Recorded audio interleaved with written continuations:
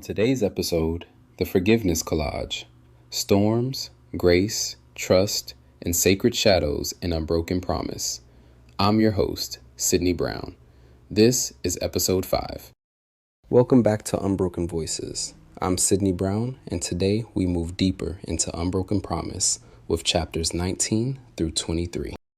These pages take us from the shared beauty of a forgiveness collage through the fierce storms of the self into restoring grace, the nocturnes of trust, and finally, the sanctum of shadows where faith and ruin meet.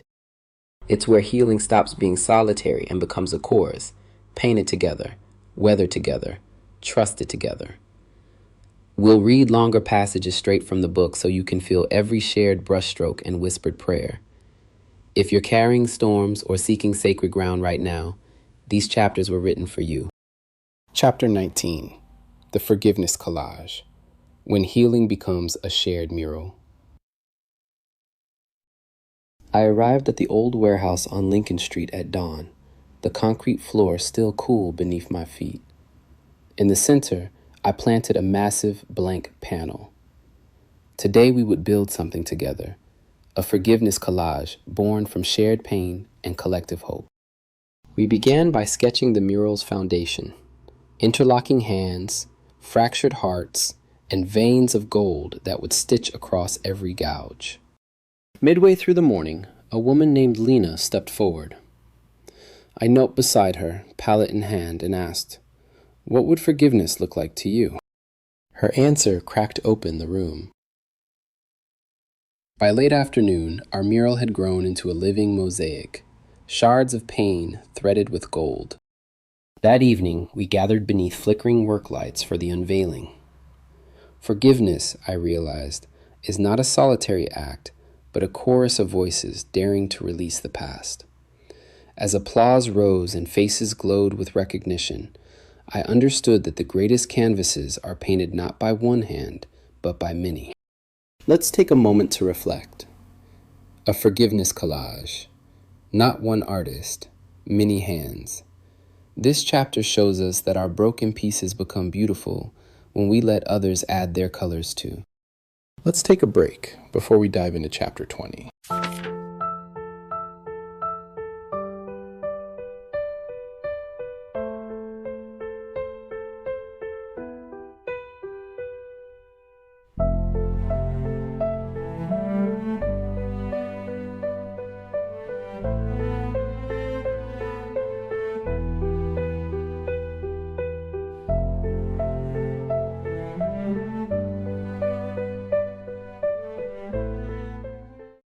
Chapter 20.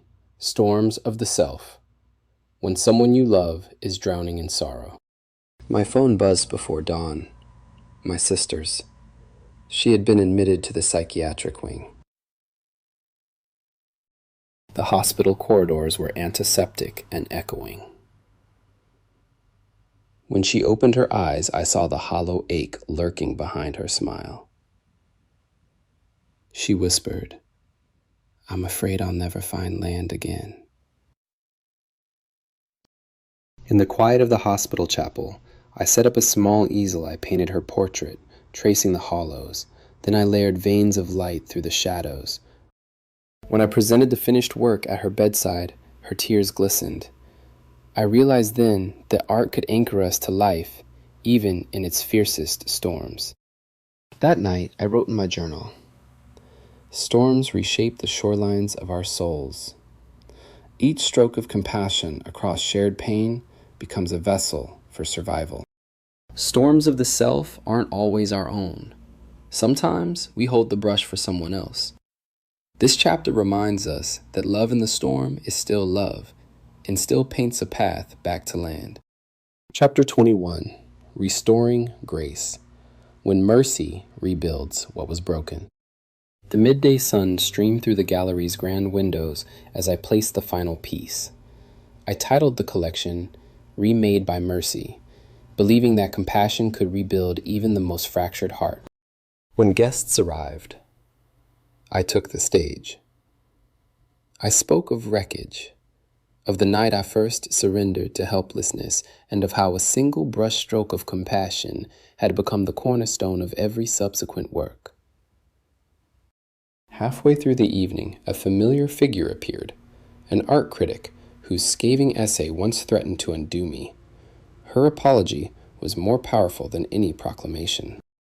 As the night ended, I invited everyone to approach a blank canvas.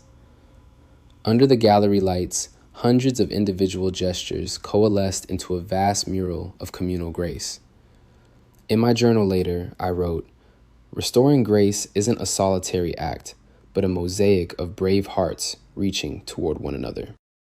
Grace restores, not by erasing scars, but by inviting every hand to add its mark. This chapter turns the gallery into sacred ground, where mercy becomes something we create together. Let's enjoy the wonders of music.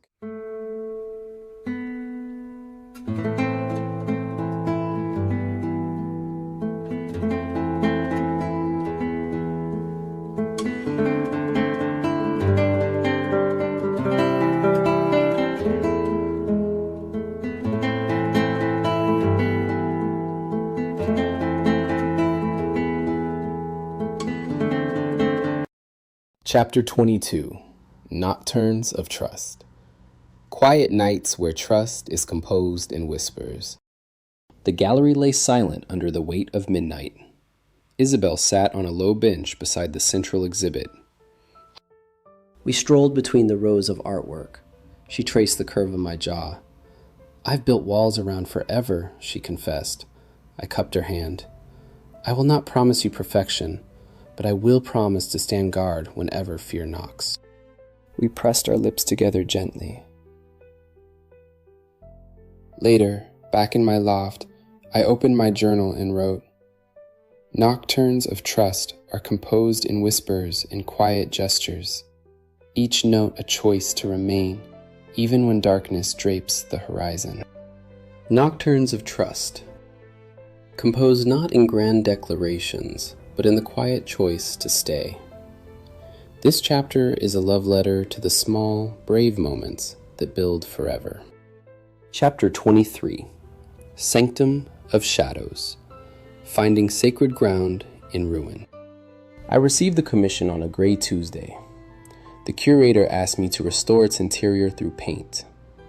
Now I stood at the threshold of a church that mirrored my own cracks. Stepping inside the nave, each surface felt sacred, every flaw calling to me.